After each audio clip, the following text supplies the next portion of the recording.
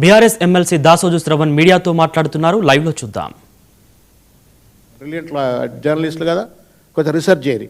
దేశంలో ఎక్కడన్నా ఒక అంశం పట్ల, ఒక కేసు పట్ల, ఒక ఎలిగేషన్ పట్ల 2 సిట్స్ హ్యావ్ బీన్ ఫార్మ్డ్ అని ఉంటే చూపెట్టరు నాకు. మళ్ళీ కొండను తీసి కొండంత రాగం తీసి ఏదో కొండంత వెల్కన్ పట్టినట్టుగా 2 ఏళ్ళు అయిపోయింది, ఇంతవరకు ఏంది కథ అంటే ఏం లేదు. ఉట్టి బదనాం చేయడానికి, బట్టగాల్చి మీద వేయడానికి కేసీఆర్ను, టీఆర్ఎస్ను, హరీష్ రావు గారిని బదనాం చేయడం కోసం కేసులను అడ్డం పెట్టుకునే ప్రయత్నం చేస్తూ ఉన్నారు. ఇది ఇట్లుంటే SIT formation, second SIT formation is not in the knowledge of the chief minister. ముఖ్యమంత్రి తెలవకుండా హోంమంత్రి ఆయన దగ్గరే ఉంటుంది, ఆయనకు తెలవకుండా సిట్ వేసిండ్రు అని చెప్పని పేపర్లో వార్తలు వచ్చినాయి కదా. మీరు చెప్పురి, మరి ఆయన ముఖ్యమంత్రిగా పరిపాలన చేస్తున్నాడా, లేకపోతే పరాచకాలు ఆడుతున్నారా? పొద్దున్న లేస్తే కమాండ్ కంట్రోల్ సెంటర్లో కూర్చుంటాడు. ఆమె రైట్ అన్నా, కూర్చుంటాడు కదా. మరి కమాండ్ కంట్రోల్ సెంటర్లో కూర్చున్నాడు, అక్కడ కూర్చున్న ఆఫీసర్లను ఇంకెవడేస్తున్నాడు మరి సిట్ చెప్పురి? Who is running this government? Is police intelligence department running this government, or chief minister running this government, or the cabinet running this government? ఎవడు రన్ చెప్తాడు? సిట్ ఫార్మేషన్ ముఖ్యమంత్రి తెలియదట. ఇలా జోక్ చూడరు. ఇలా ఎలకతోలు ఎంత రుద్దినా నలుపే కానీ తెలుపు కాదని చెప్పని అంటారు కదా. అట్లా రియల్ ఎస్టేట్ మనస్తత్వం ఉంది కాబట్టి అన్ని రియల్ ఎస్టేట్, ప్రతి కార్యాలయం రేపు ఐటీ కంపెనీలు అన్నీ కూడా రియల్ ఎస్టేట్ కార్యాలయాలుగా మారిపోతేమో. జాగ్రత్త అన్న మీరు, మన పిల్లలకు ఉద్యోగాలు కూడా పోతేమో.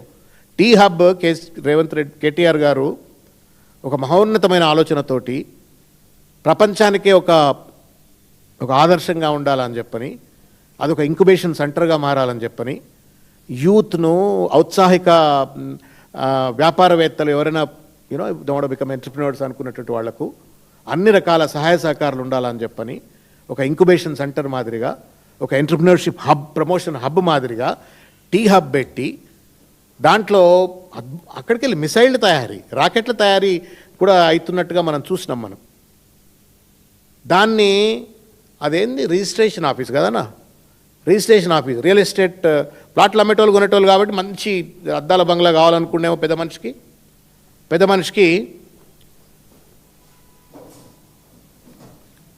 మనిషికి దాన్ని మార్చాలని ప్రయత్నం చేసిండ్రు. అది ఒక పేపర్లో వచ్చింది, జియో వచ్చింది ఖండిస్తున్నారు. మేము చేయలేము, మా నిర్ణయం మేము విత్డ్రా చేసుకుంటున్నాము, అసలు మేము నిర్ణయమే తీసుకోలేదని చెప్పారంటున్నారు. సార్, ముఖ్యమంత్రి గారు పరిపాలన చేయండి సార్.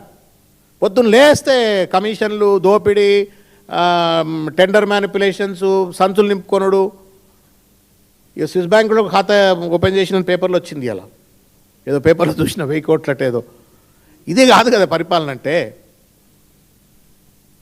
దయచేసి నేను బట్టి విక్రమార్క గారికి నేను విజ్ఞప్తి చేస్తూ ఉన్నాను, మీరు పరిపాలన పైన పట్టు సాధించండి, ప్రజలకు ఇచ్చిన వాగ్దానాలను అమలు చేయండి. 3 ఏళ్ల ఇంకా కాలపరిమితి ఉన్నది. ఈ అడ్డమైనటువంటి ఒక విచ్ హంటింగ్కు, విండిక్టివ్ హెరాస్మెంట్లు పక్కన పెట్టి ప్రజలకు అవసరమైనటువంటి ఒక రీతిలో, ప్రజలకు ఉపయోగమయ్యేటువంటి ఒక రీతిలో పరిపాలన చేయాలని చెప్పి నేను కోరుతున్నా. 10 ఏళ్ళు కావాలంటున్నావనా? ఏమంటున్నాడన్నా? నేను ఇంకా 10 ఏళ్ళు నేనే ముఖ్యమంత్రి అంటున్నాడు. దేవుడు కలిస్తే ఎవరు ఎక్కడ ఉంటారో అదంతా భగవత్ సంకల్పం. డెమోక్రసీలో ప్రజలే దేవుళ్ళు, వాళ్ళు ఎవరు కోటేసి ఎవరు మెచ్చితే ఉండాలనుకున్నాడు. ఎట్లుండాలన్నా? ఒళ్ళు దగ్గర పెట్టుకొని పనిచేయాలి, చాలా సోయితో పనిచేయాలి కదా. కుర్చీ ఏం కుర్చీ అది? ఆ కుర్చీ మీద కూర్చున్నోడికి చాలా ఒంట్ల వెన్నుపూసల బలం ఉండాలా, నరనరాన ఒక కాన్సన్ట్రేషన్ ఉండి పనిచేయాలా. ఇష్టం వచ్చినట్టు దోపిడీ కోసమే పనిచేసి ప్రజాపాలన, పబ్లిక్ పాలసీ, ఒక్క పాలసీ వచ్చిందా అన్న ఈ 2 ఇయర్స్లో? మీరు అన్నది అడుగుతలేరు. వచ్చిన బాధ ఏంటంటే మాకేమో కొంచెం తెలియక మేము తక్కువ అడుగుతాం. అన్ని తెలిసిన జర్నలిస్టులు మీరు అడుగుతలేరు. 1 public policy on any department has it come today? Education, health, industry, employment,